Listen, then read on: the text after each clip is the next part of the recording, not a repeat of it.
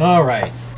So moving right along to our next Patreon request, and this one comes from Alistair Boneman, who asked me to do a very unique crossover, and one I kind of had to rack my brain over. And that is, as you can see from the title, a Indiana Jones Dead Space crossover.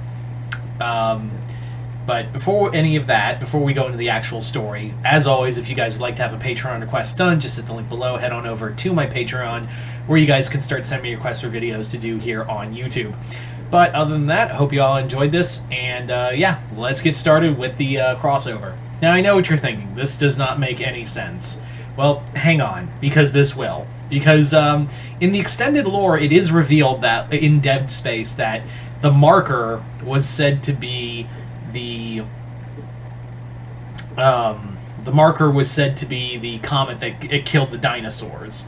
So that's how we're kind of playing it with this one. Yes, I know there is more to it, but just for pity's sake, just let's just roll with that idea, shall we?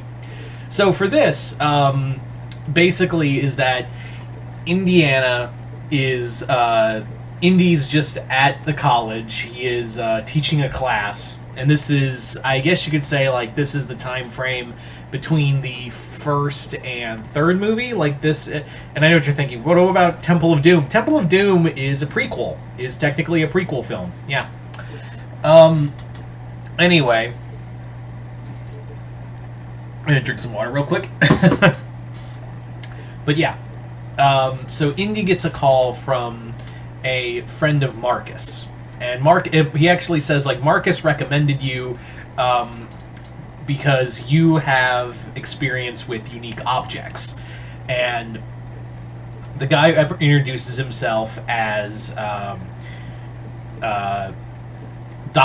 Professor Locke, and Locke has found a strange, he and his dig team were archaeologists, and they were also fellow archaeologists, and they were initially trying to find they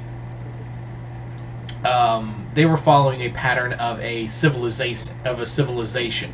They were trying to find, like, one of those lost civilizations, but instead they stumbled upon something that was even more like mind-bending to them. And he's a friend of this guy, Professor Locke, called Marcus, and Marcus is like, I can recommend you somebody because he will have a better understanding of it than I ever will. So hence why we had why Indiana is wrapped up in this. So so Indiana asks, like, what exactly did you find? Like, what exactly was it, and what is it do you want me to look at exactly?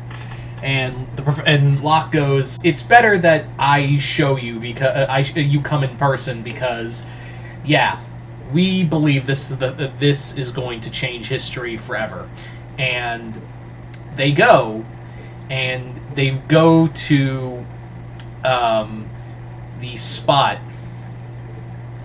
of an impact crater, and he's like, this is supposed to be the impact crater, like the theory, because at this point in time, what killed the dinosaurs is still kind of up in the air. So, but the comet is a big theory. So he's like, this is an impact crater, and he's like, yeah, this is the one of the time frame of the late Cretaceous period. And he's like, you were looking for a lost civilization, and you found something that belonged in the Cretaceous period. And he's like, yeah, you're gonna want to see this. So they go down into this cavern that they've dug out, and they find the marker. And the marker is there, and he's like, oh my god. And they're like, we dated it, and it's roughly the end of the Cretaceous period. And he goes, are you telling me this thing fell to Earth and killed the dinosaurs? And he's like, that's why we called you. So Indiana and the rest of Professor Locke's team begin investigating it, and begin to study it and carbon date it. And as they're going about it, one of the things that start happening is that, like, several members of Locke's team are, like, becoming aggressive. They're becoming hostile. Even Indy is feeling, like, a little weird about all of this. Like, he's even feeling like like some kind of he's feeling weakness, he's feeling exhaustion and agitation, and the more and closer he gets to the marker, the more he gets closer to this marker, the more he feels this kind of like fear and anger and agitation just kind of like well up more and more inside of him, and it's just making him angrier and angrier, and it's frustrating him.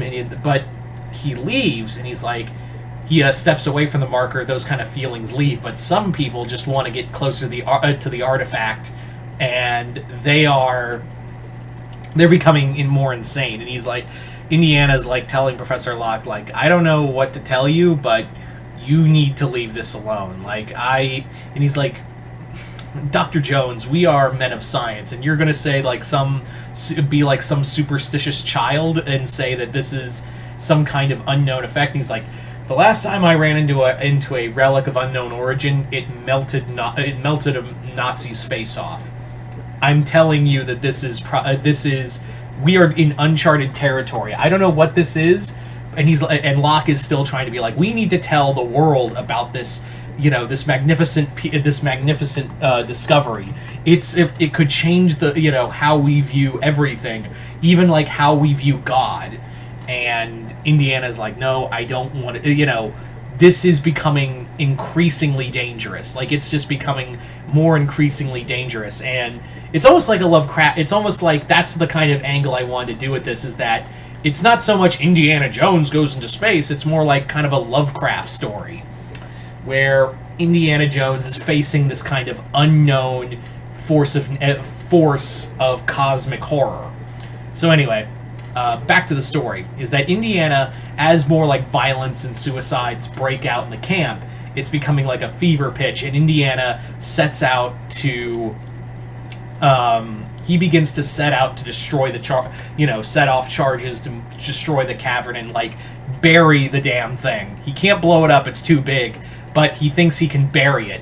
It's at this point that we're seeing like proto-necromorphs start to form, and Indiana has to battle his way deeper into the cavern to set the charges.